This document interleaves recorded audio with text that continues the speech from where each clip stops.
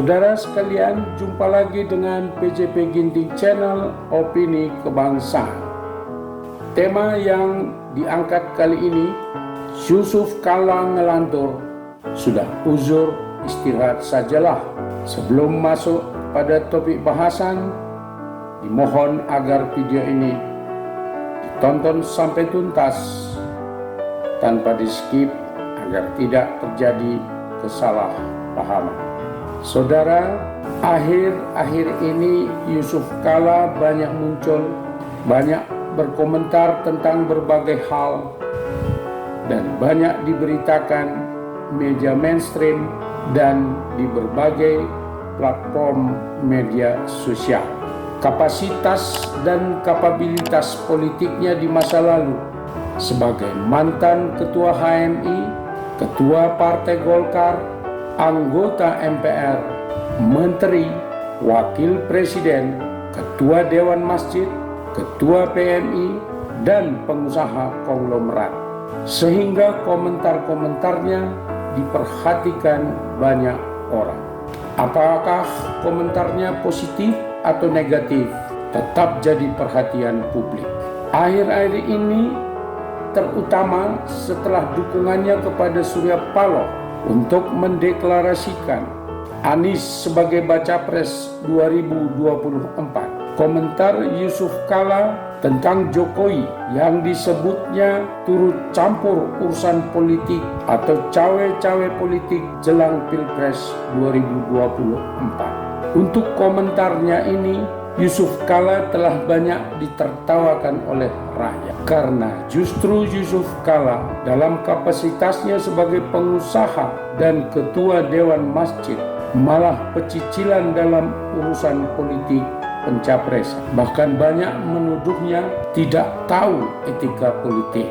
Tanpa angin, tanpa hujan, Yusuf Kala mendadak menyerang Ahok dengan tuduhan Ahok adalah biang kerok perpecahan. Ahok orang yang sangat berbahaya, padahal Ahok telah lama absen dari dunia politik. Tidak ada yang paham apa tujuan Yusuf Kala kembali dengan kasar membuka kejadian tahun 2017 saat Pilgub DKI.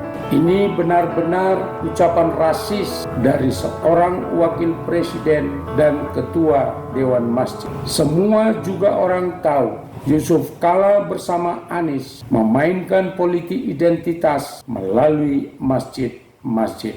Mereka mempraktekkan politik barbar dan bejat.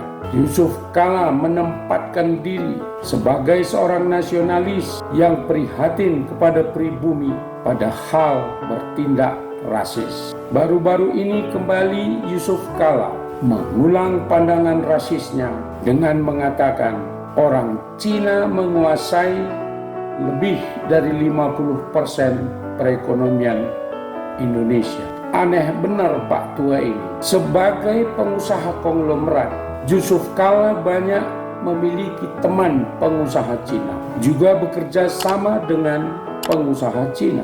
Yusuf Kala ikut bersama pengusaha Cina itu menguasai perekonomian Indonesia. Jiwa rasis, radikalis, cemburu, politik identitas, sok kuasa memang sepertinya sudah jadi DNA Yusuf Kala.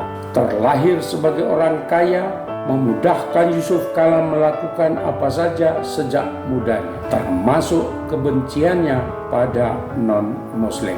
Kejadiannya, dan ini sudah diketahui publik secara luas, pada tanggal 1 Oktober 1969 di Makassar, organisasi mahasiswa Muslim dengan nama Himpunan Mahasiswa Islam menyerang 9 gereja Protestan, 4 gereja Katolik, 1 asrama biarawati, 1 akademi teologi, 1 kantor Himpunan Mahasiswa Katolik, dan 2 sekolah Katolik. Ketua Himpunan Mahasiswa Islam saat itu adalah Yusuf Kala.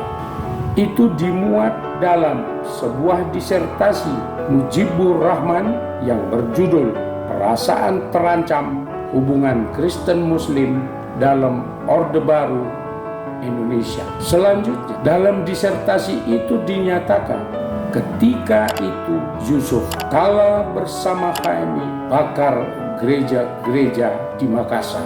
Kita sebagai rakyat amat kecewa. Kok bisa Yusuf Kala menjadi wakil presiden tahun 2004 dan 2014? Tentunya beliau lebih pantas jadi wakil kepala teroris dan gangster. Si Pak Tua Kumis Caplin ini juga melontarkan kritikannya kepada Presiden Jokowi bahwa Jokowi hanya membangun infrastruktur jalan untuk orang-orang kaya, tidak memberikan keadilan untuk masyarakat. Lucu banget Pak Tua ini. Yusuf Kala 5 tahun jadi wakil Jokowi. Berarti apa saja yang dikerjakannya? Dan lebih lucu dan tragis pula, ada data dan fakta tahun 2019 Yusuf Kala sibuk berhutang pada bank milik negara. Yusuf Kala menikmati hutang dari 3 bank pemerintah. Tahun 2019 dapat 9,8 triliun. 2020 perusahaannya hampir gulung tikar. Dan 2022 dapat lagi 1,73 triliun. Tidak tahu malu Pak Tua ini. Maki-maki pemerintah pada saat yang sama mengemis pada bank pemerintah.